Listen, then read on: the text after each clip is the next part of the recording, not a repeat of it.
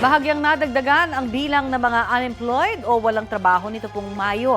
Ayon sa Philippine Statistics Authority, 2.11 million ang mga walang trabaho o katumbas po yan ng 4.1% ng labor force ng bansa. Dumami kumpara sa 2.04 million na unemployed noong pong Abril. Pinakamaraming bagong trabaho nito pong Mayo sa sektor ng construction, manufacturing at transportasyon, particular na sa land transportation. 4.82 million naman ang mga underemployed o yung may mga trabaho pero mas mababa sa kanilang kakayahan o kaya ay nakukulangan sa kinikita nila.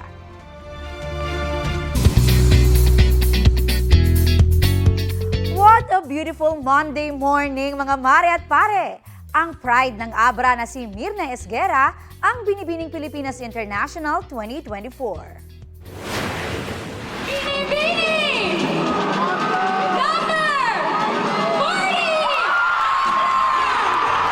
Standout performance ang ipinamalas ni Mirna from the introduction, swimsuit hanggang sa Q&A portion. Kinoronahan namang Binibining Pilipinas Globe 2024 ang Pampanga representative na si Jasmine Bungay.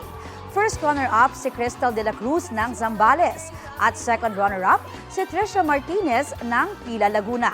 Sa 60th edition ng Binibining Pilipinas, present ang ilang previous Binibini Queens na naghatid ng mga parangal at korona para sa bansa. Kabilang sa humarana sa kanila ang SB19. Present din sa Coronation Night ang reigning Miss International na si Andrea Rubio. Update tayo sa nagpapatuloy na investigasyon sa pinaslang na beauty pageant contestant na si Geneva Lopez at kasintahang Israeli na si Yitzhak Cohen. Kausapin natin si Attorney Jennifer Lacanlale, abogado ng kaanak ni Geneva Lopez. Salamat sa pagpapaunlak na panayam sa Balitang Hali. Hi, Rafi. Good morning. Opo. Sa mga sandali pong ito, kumusta yung lagay ng mga kaanak po ni Geneva? Okay.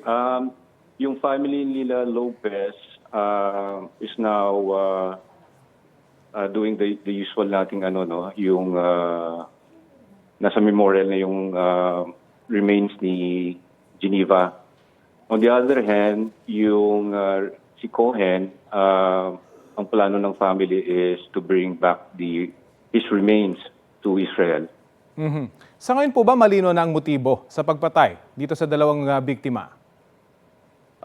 Based on the initial evidence we have, it looks like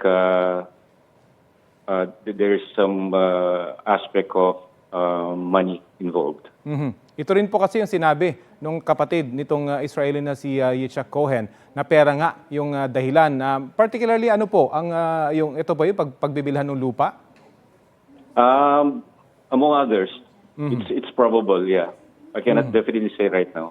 At dahil po dito, mas tukoy na talaga kung sino yung mga involved at sino yung posibleng mastermind sa kasong ito. Based on the PNP feedback and the NBI, it seems so. Mhm. At of course, ano po reaction ng pamilya sa mga natukoy na persons of interest na sa pagpatay nga po dito kay Geneva? Malungkot pa rin sila until now eh. Alam mo yun, parang let's give them the space para mag-grieve sila. Mhm.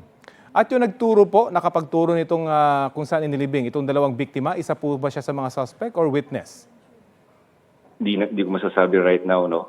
As soon as we have the documents and the findings of the PNP and NBI, doon pa natin malalaman kung ano yung bagay-bagay na yan. Bagamat nalulungkot po itong pamilya, may kasama ho bang takot dahil posibleng dating men in uniform ang involved dito sa kasong ito? Nung una pa lang nalaman nila nawawala sila, may takot na sila actually. Mhm. Kumusta po yung seguridad nila? Kung kakailangan nila ba at hihingi po ba kayo ng seguridad mula sa PNP? Right now, parang okay pa naman sila eh. Let's see.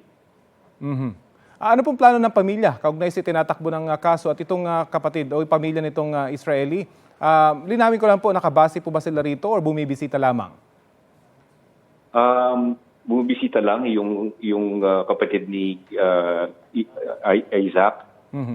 As far as yung plano, pag-uusapan pa lang yan siguro after nung libing ng mga nila Geneva at Isaac. Pero suffice it to say, itutuloy po itong kaso kahit na medyo, sabi nga nyo, natakot na yung pamilya nung simula pa lamang ng kaso at matukoy kung sino yung posibleng mga may kinalaman sa kaso.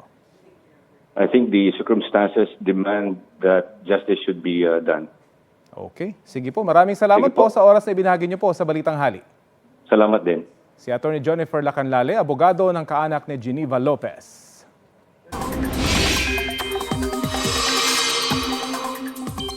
Mga kapuso, ilang bahagi po ng bansa ang naperwisyo ng mga local thunderstorm. Gaya na lamang ng naranasan sa Bangged Abra kung saan nanalasa roon ang malalakas na ulan at hangin nito pong weekend. Sinabayan pa yan ng mga kidlat.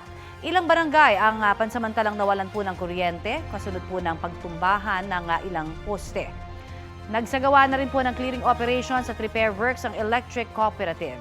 Ilang kalsada rin po sa Bangged ang nalubog naman sa baha. Aabot sa mahigit 40 pamilya ang inilikas matapos malubog sa baha ang kanilang mga tirahan sa Esperanza, Sultan, Kudarat. Pinakamarami sa mga naapektuhan ay mula po sa barangay Numol na malapit sa umapaw na Sapa. May 3 iba pang barangay ang binaha. Wala namang naitalang pinsala sa mga ari-arian dahil sa gabaywang na baha na mabilis naman daw humupa.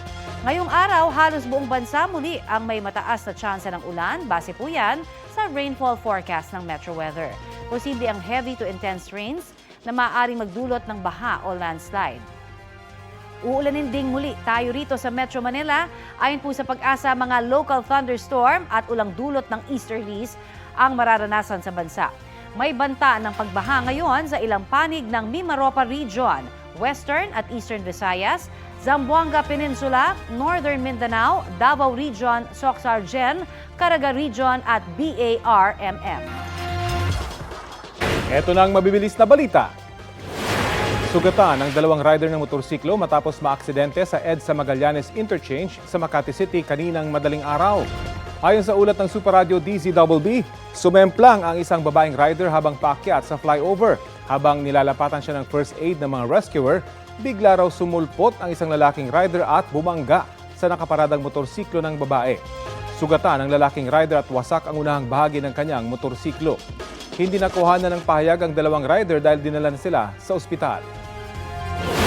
Sila ang tinita doon sa loob. Nasunog ang 6 na bahay sa isang residential at commercial area sa Barangay Ibayo sa Balanga, Bataan. Ayon sa punong barangay, nagsimula ang apoy sa isang bakanting bahay dahil umano sa problema sa mga kable ng kuryente. 4 na truck ng bumbero ang rumisponde sa insidente at tumagal ng halos 2 oras ang sunog bago naapula. Aabot sa 200,000 piso ang pinsala ng sunog. Isang pamilya naman ang inilikas dahil sa insidente. Inaalam pa ang pinagmula ng apoy. Update po tayo sa burol na Geneva Lopez sa Minalin, Pampanga sa ulat on the spot ni Jasmine Gabriel Galban ng GMA Regional TV. Jasmine?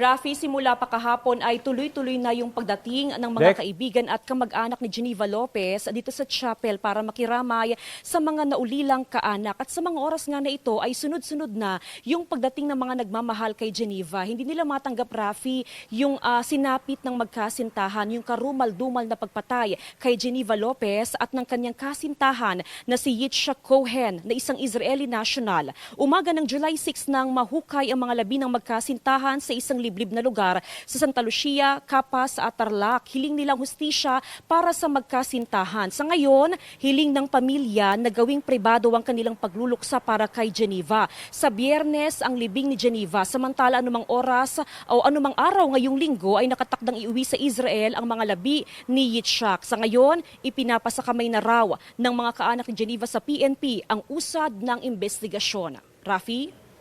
Maraming salamat, Jasmine Gabriel Galban ng GMA Regional TV.